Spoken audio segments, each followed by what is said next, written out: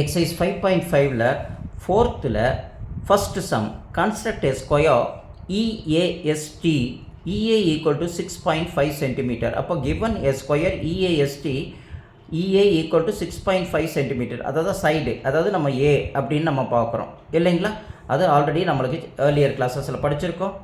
அதாவது சைடுன்ட்டு இதுக்கு ஆப்டாக ஒரு ரஃப் டயக்ராம் ஒன்று வரைஞ்சிக்கிறோம். EAST அப்படின்னா EA ஈக்குவல் டு அவங்க எவ்வளோ கொடுத்துருக்காங்க 6.5 அப்படின்னு கொடுத்தா all the sides to be equal அப்படின்னு வரும்போது இதுவும் 6.5 தான், இதுவும் 6.5 சென்டிமீட்டர் தான் இல்லைங்களா.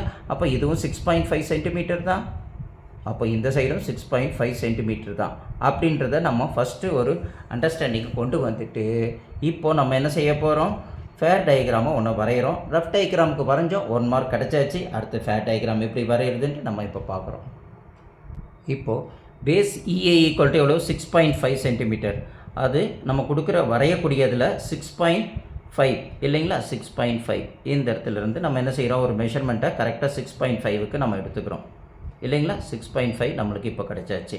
இதை இப்போ நம்ம ட்ரா பண்ணிவிட்டு இப்போ இதுக்கு நேம் கொடுக்குறோம். இதுக்கு E, இதுக்கு A அப்படின்னு கொடுத்துட்டு இந்த 6.5 சென்டிமீட்டர் அப்படின்றத நம்ம எழுதிடுறோம். புரியுதுங்களா. இப்போ புரிஞ்சோடனே அடுத்தது என்ன செய்கிறோம், நம்ம எப்பயுமே நம்மளுடைய 90 டிகிரி அதாவது பர்பண்டிகுலராக வரும் எது, அந்த ஆங்கிள்ஸ் எல்லாம் ஸ்கொயரில் அப்படின்றது நமக்கு ஆல்ரெடி ஏர்லியர் கிளாஸஸில் படிச்சிருக்கோம். அதுக்கு தகுந்த மாரி இப்போ என்ன செய்கிறோம், 90 டிகிரி ஈயில் வச்சு நம்ம வரைகிறோம். ஏதோ ஒரு மெஷர்மெண்ட், நீங்கள் ஒரு குட்டி மெஷர்மெண்ட் ஒன்று எடுத்துக்கோங்க.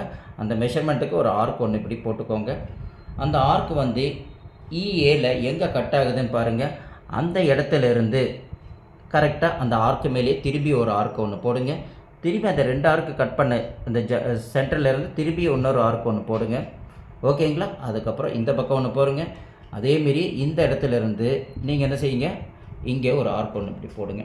இது 2 ஆர்க்கு எங்கே மீட் ஆகுதோ அந்த இடத்த நம்ம 90 டிகிரி அப்படின்ட்டு நம்ம குறிக்கிறோம். இது வித்தவுட் ப்ரொடெக்டர் இல்லாமல் ஹவு டு ட்ரா த 90 டிகிரின்றத மெத்தடு தான் இப்போ நம்ம பார்த்தது. புரியுது இல்லைங்களா. ஃபஸ்ட்டு என்ன செய்கிறோம், இங்கேருந்து ஒரு மெஷர்மெண்ட்டுக்கு நம்ம என்ன செய்கிறோம், ஒரு ஆர்க் ஒன்று போடுறோம். அது எங்கே மீட் ஆகுதுன்னு பார்க்குறோம். இந்த இடத்துலேருந்து ஒரு ஆர்க் ஒன்று போடுறோம். அதேமாரி இந்த இடத்துலேருந்து நம்ம என்ன செய்கிறோம், இங்கே ஒரு ஆர்க் ஒன்று போடுறோம். இங்கே ஒரு ஆர்க்கை போட்டுட்டு அதுக்கப்புறம் இந்த 2 மீட் ஆகிற பாயிண்ட்லேருந்து நம்ம என்ன செய்கிறோம், திருப்பி இங்கே ஒரு ஆர்க்கு போடுறோம். 2 எங்கே மீட் ஆகுதோ அந்த இடத்த நம்ம பாயிண்ட் அவுட் பண்ணிடுறோம். இதுதான் வித்தவுட் அ ப்ரொடெக்டர் இல்லாமல் நம்ம வரையக்கூடிய மெத்தடு 90 டிகிரி. புரியுது இல்லைங்களா. இப்போது நம்ம இப்படி ட்ரா பண்ணிட்டோம்னா இதுதான் எவ்வளோ நமக்கு கிடைக்கும், 90 டிகிரி. புரியுதுங்களா. இப்போ வரைஞ்சாச்சு. இப்போ நம்மளுக்கு இது 6.5னா அப்போ இந்த சைடும் 6.5 தான் நம்மளுக்கு இருக்கும். அதனால் நம்ம என்ன செய்கிறோம், வித் ஹெல்ப் ஆஃப் என்ன செய்கிறோம், காம்பஸை வச்சுட்டு மெஷர்மெண்ட் 6.5க்கு மெஷர்மெண்ட் எடுத்துக்கிறோம். ஏன்னா all the sides are equal in என்னது ரெக்டாங்கிள் அப்படின்னு நம்மளுக்கு தெரியும் இல்லைங்களா. அப்போ இங்கேருந்து 6.5க்கு ஒரு ஆர்க் அடிக்கிறோம். இந்த ஜங்ஷன் மீட் ஆனதுக்கப்புறம் இந்த ஆர்க்கும் இதுவும் ஜங்ஷன், அங்கேருந்து ஒரு 6.5 ஒன்று வரைகிறோம். அதுக்கப்புறம் ஏலேருந்து என்ன செய்கிறோம், ஒரு 6.5 நம்ம திரும்பி வரைகிறோம் இல்லைங்களா. இது 6.5 இங்கே வரைஞ்சிட்டோம்.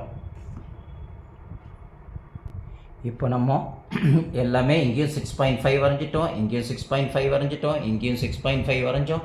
அதே மெஷர்மெண்ட்டுக்கு இங்கேருந்து ஏலையும் 6.5 வரைஞ்சோம். ரீசன் என்ன, all the sides to be equal in என்னது ரெக்டாங்கிள் இல்லை ஸ்கொயர் இல்லையா அப்படின்னு நம்ம பார்த்தோம். ரெக்டாங்கிள்லாம் ஆப்போசிட் சைடு வரும்.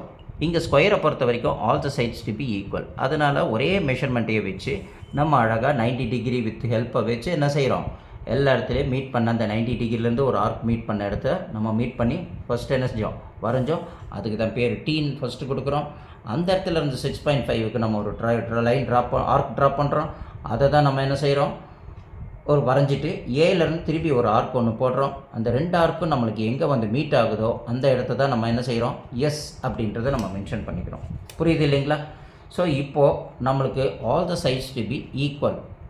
ரீசன் என்னது, இது வந்து ஸ்கொயராக இருக்கிறதுனால அப்போ இதுவும் 6.5 சென்டிமீட்டர் தான் இல்லைங்களா. அப்போ இதுவும் 6.5 சென்டிமீட்டர் தான். அப்போ ஆப்போசிட் சைடில் இருக்கிற இதுவும் 6.5 சென்டிமீட்டர் தான்.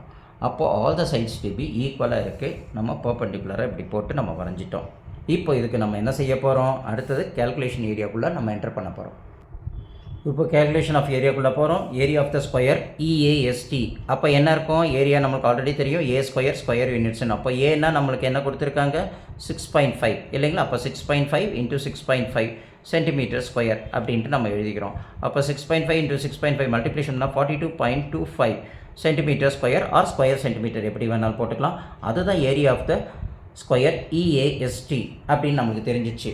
இப்போ நம்ம என்ன செஞ்சோம்? ரஃப் டயக்ராம் வரைஞ்சிட்டோம், 1 மார்க் கிடச்சிச்சு. ஃபேர் டயக்ராம் வரைஞ்சிட்டோம், கேல்குலேஷன் ஏரியாவும் போட்டுட்டோம், ஸ்டெப்ஸையும் அழகாக நம்ம எழுதிட்டோம்னா நம்மளுக்கு டோட்டலி 8 மார்க்ஸ் கிடைக்கும். புரியுதுங்களா? இதை நீங்கள் என்ன செய்யணும்? ஒரு தடவைக்கு 2 தடவை வீடியோ புரியலைன்னா போட்டு பாருங்கள். புரிஞ்சதுக்கப்புறம் நீங்களே ஒரு 3 வாட்டி போட்டு பாருங்கள். அதுக்கப்புறம் என்ன செய்யுங்க? நீங்கள் எக்ஸாமில் போய் போடுங்க, ஃபுல் மார்க் உங்களுக்கு கிடைக்கும்.